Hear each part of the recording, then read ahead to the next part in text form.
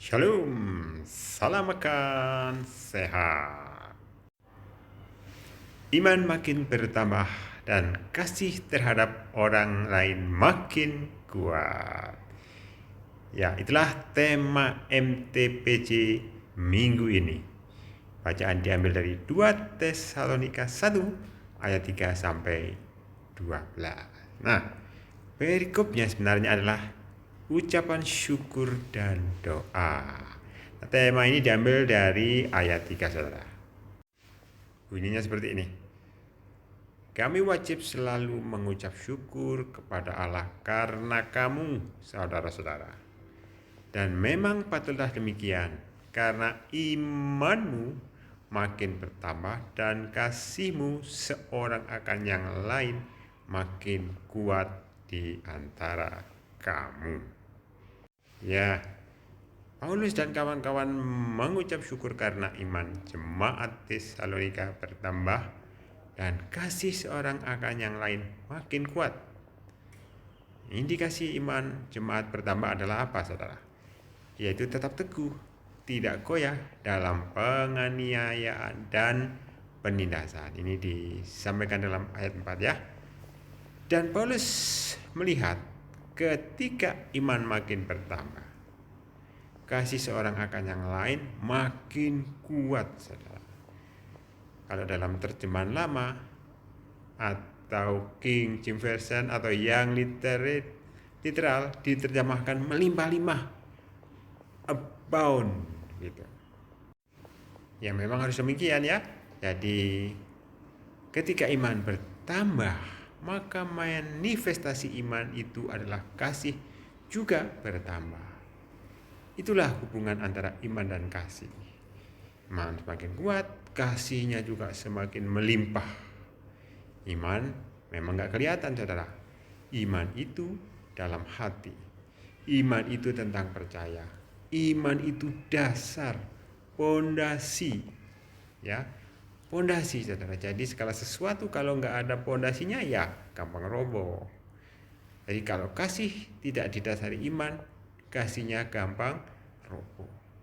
Ibrani 11 ayat 1 mengatakan demikian. Iman adalah dasar dari segala sesuatu yang kita harapkan dan bukti dari segala sesuatu yang tidak kita lihat.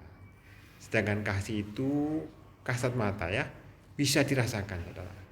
Jadi ada action, ada tindakan, ada perbuatan. Jadi orang tidak bisa dikatakan mempunyai kasih kalau belum melakukan action, belum berbuat sesuatu.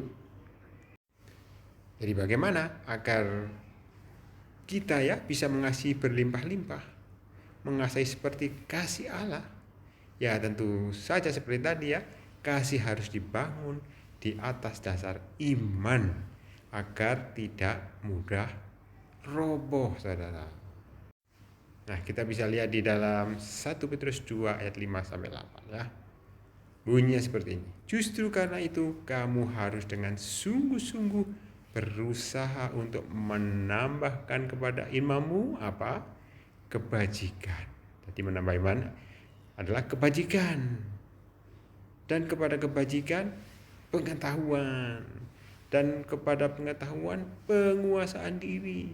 Kepada penguasaan diri ketekunan. Dan kepada ketekunan kesalehan. Dan kepada kesalehan kasih akan saudara-saudara.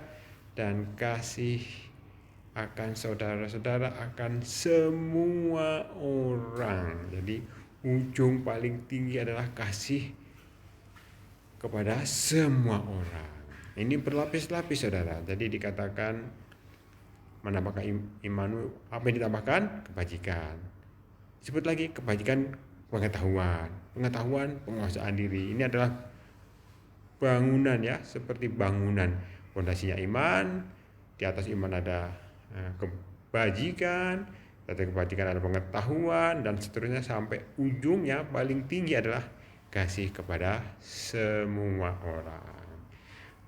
Nah, ayat selanjutnya berkata demikian. Sebab apabila semuanya itu ada padamu dengan berlimpah-limpah, kamu akan dibuatnya menjadi giat dan berhasil. Dalam hal apa? Dalam hal pengenalanmu akan Yesus Kristus Tuhan kita, ya. Ketika kita mengenali Yesus Kristus, kita akan semakin serupa dengan Yesus Kristus. Jadi karakter Kristus akan semakin nyata dalam hidup kita kalau kita semakin serupa dengan Yesus Kristus, ya. Nah, jadi seperti sebatang pohon, saudara, bagaimana supaya pohon itu berbuah?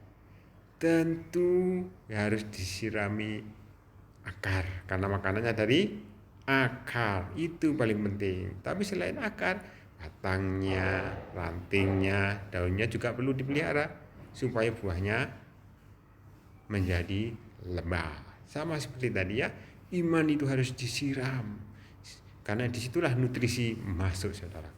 Setelah itu, di atasnya tadi, kebajikan, pengetahuan, dan lain-lain itu juga perlu ditambah-tambahkan supaya buah kasih itu semakin lebat.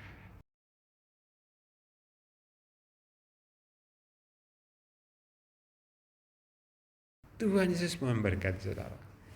Haleluya.